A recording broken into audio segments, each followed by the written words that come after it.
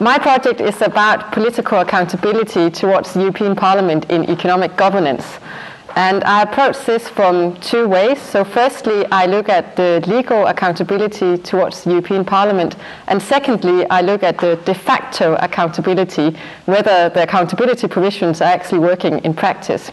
So far, I have looked at the legal accountability aspects, and I have looked at all of the legislation that has been put in place since the financial crisis, analyzed what type of legal provisions you have in the legal text. That's 100 pieces of legislation towards the European Parliament. So that could be anything from looking at do executive institutions such as the Commission have to appear before the Economic and Monetary Committee to give a hearing?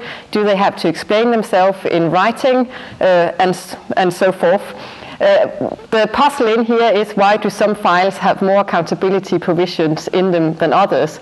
And the expectation from the outset was that the crisis files would have more accountability provisions for legitimacy reasons, that there would be normative pressure from the Parliament to have more accountability provisions in there, but also from an institutional bargaining perspective, that the European Parliament could use this as a chip in the negotiations with the Council to have more accountability mechanisms in there, because they have largely lost a lot in the substance.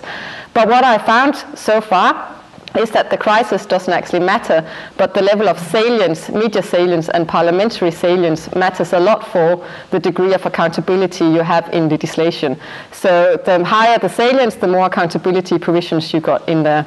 The next step is to look at de facto accountability, the so-called economic dialogue, where the Parliament hold finance ministers to account who are in breach with the revised Stability and Growth Pact, the Commission, the Euro President, to see if this is just a play to the gallery or if it's actually proper scrutiny.